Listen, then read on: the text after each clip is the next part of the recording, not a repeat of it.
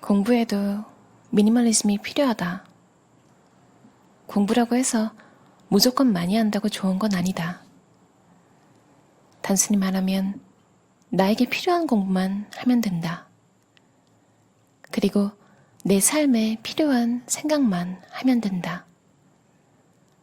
그러기 위해서는 먼저 생각을 정리해야 한다.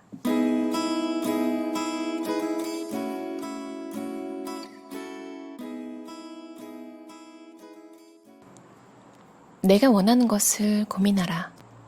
우리는 유치원, 초등학교, 중학교, 고등학교, 대학교, 취직 준비 등의 과정을 거치며 수십 년간 공부한다.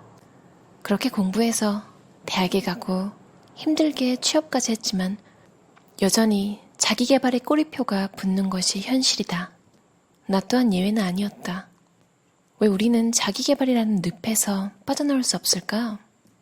애초에 목표가 잘못되었기 때문이다.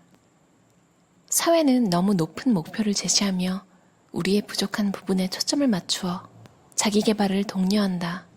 더 풍족하게 사는 사람, 더 지위가 높은 사람, 더 똑똑한 사람을 성공한 사람으로 간주하며 더 높은 삶을 강요한다. 목표를 계속 높이며 부족한 점을 강조하다 보면 평생 쫓기듯 자기계발에 몰두할 수밖에 없다. 평생 부족하고 개발되어야 하는 존재가 되는 것이다. 자기계발의 늪에서 빠져나오기란 쉽지 않다. 흔히 말하는 엄마 친구의 아들과 딸들은 평생 나를 따라다니며 괴롭힐 기세다. SNS에는 또 왜 이렇게 잘나고 멋진 사람이 많은지, 평생 열심히 공부했는데 나에게는 왜 저런 화려한 순간이 오지 않을까 하는 생각이 들 때도 있었다. 그러나 끊임없이 남과 비교하고 무조건 더 큰 성공을 목표로 하는 한 자기계발의 늪에서 빠져나오기 어렵다. 그러니 남이 아니라 내가 원하는 것이 무엇인지를 먼저 생각해 봐야 한다. 그러면 무엇을 개발해야 할지가 보인다. 맞아요. 사실 뿌리 깊은 편견을 바꾸는 건 정말 힘들잖아요.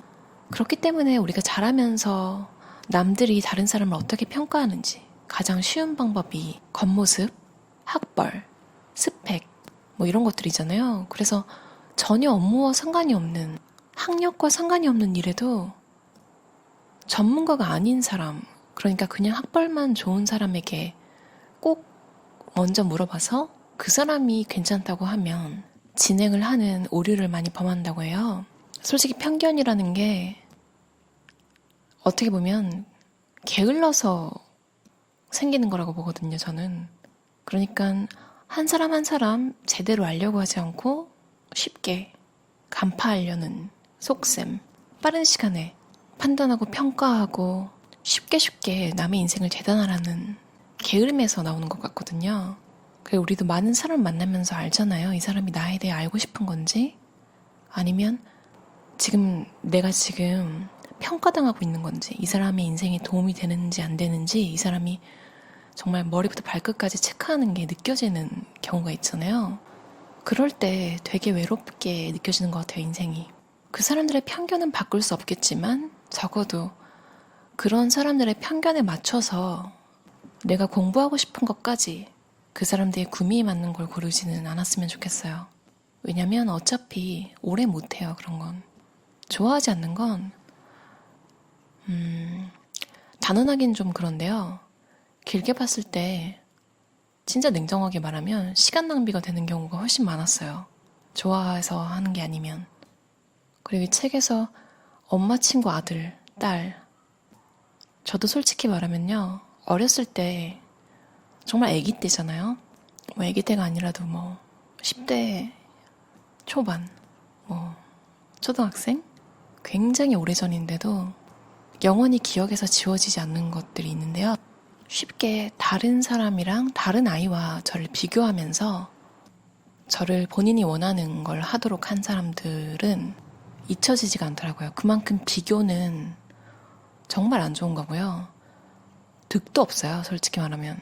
그렇게 승부욕을 자극해서 하게 한들 그게 진짜 그 아이가 원해서 했던 걸까요? 이제는 거의 클리셰가 되어버린 많은 분들이 이야기하는 프랑스의 정신분석가 자크라캉이 한 말 있잖아요. 인간은 타자의 욕망을 욕망한다. 그러니까 아이가 엄마가 원하는 게 뭔지 알게 되면 본인도 그걸 원한다고 착각을 하면서 평생을 살다가 뒤늦게, 특히 중년의 위기라고 하죠. 미드라이프 크라이시스라고 하는 시기에 내가 여태까지 뭘 위해서 이렇게 달려온 거지? 이런 느낌을 받으시는 분들이 많다고 해요. 정말 힘들겠지만 그래도 혼자 고요히 시간을 가지면서 이게 사람들이 원하는 건지 아니면 정말로 내가 원하는 건지 한번 생각해보는 시간 가지는 건 좋은 것 같아요.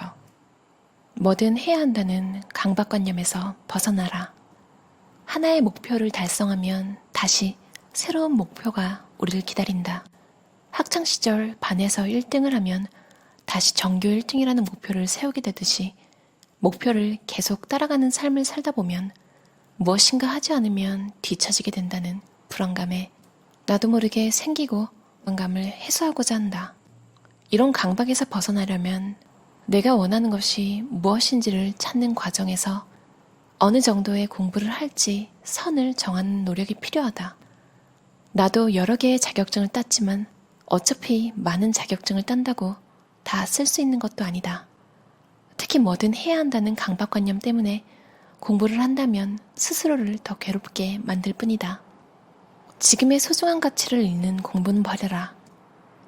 공부를 하는 과정에서 오히려 중요한 가치를 놓치는 경우도 많다. 예를 들어보자. 결혼한 직장인 A는 석사학위를 받기 위해 대학원에 다니기로 결심한다. 그런데 야간에 대학원을 다니다 보니 업무에 대한 집중력이 떨어져서 실수가 많아졌다. 대학원에 가야 하는 날 업무가 밀리면 같은 팀 동료에게 일을 맡기게 됐다. 그러다 보니 점점 직장 내 평판도 나빠지고 가정에 소홀하다고 배우자와 아이가 섭섭해하기 시작했다. 이런 경우 대학원을 다니는 것도 좋은 일이지만 석사학위가 직장과 가정보다 중요한 가치인지에 대한 고민이 필요하다. 이처럼 공부로 인해 지금 가지고 있는 중요한 가치를 놓치는 경우가 종종 있다. 정말 소중한 가치를 지키지 못하는 공부라면 과감히 버릴 줄도 알아야 한다. 현재와 미래를 구분하라. 효율적으로 공부하기 위해서는 지금 당장 해야 하는 것과 미래에 필요한 것을 구분해야 한다. 승진 시험과 같이 당장 해야 하는 것은 가장 빨리 달성할 수 있는 방법을 고민해야 한다. 반면 미래에 필요한 것은 조금씩 꾸준히 공부하는 것이 좋다. 예를 들어 영어 실력 향상을 목표로 정했다면 출퇴근 시간에 매일 조금씩 공부하며 실력을 쌓는 노력이 필요하다. 지금 당장 필요하지도 않고 미래에도 도움이 될 것 같지 않은 것들은 모두 버려라.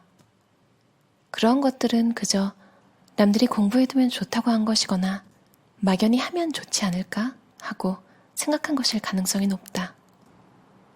물건은 이제 좀 쓰레기도 버리고 안 쓰는 거 버리고 그리고 사지 않는 것은 익숙해졌는데요. 오랜 시간, 그러니까 별 효과가 없는데도 별 성과가 없는데도 오랜 시간 쏟아온 노력이 있는, 사실은 노력이라고 하기도 조금 부끄러운, 그냥 오래 붙들고 있었던 것들, 그래서 포기하기 조금 힘든 것들, 근데 그렇다고 또 열심히 하거나 매일 하는 것도 아닌 것들, 혹시 여러분도 있으신가요? 과거 생각을 하면 안 되는데 어릴 때 굉장히 좋아했지만 누군가의 의지 때문에 누군가 막아서, 어릴 땐 돈이 없잖아요. 사실 누군가 서포트를 해주지 않으면 못 배우는 거죠. 그렇게 해서 관두게 된 것들, 사실 그런 것들은 대부분 오랫동안 또 연습을 더 해야 좀 쓸만한 실력이 되잖아요. 그러니까 그때 만약에 끊겼으면 정말 미련만 지금은 남은 그런 것들, 그게 저한테는 피아노였는데요. 피아노에 대한 미련을 완전히 버린 지가 그렇게 오래되지 않았어요. 막상 근데 이제 더 이상 미련을 가지지 않고 정말로 그걸 보내주니까요.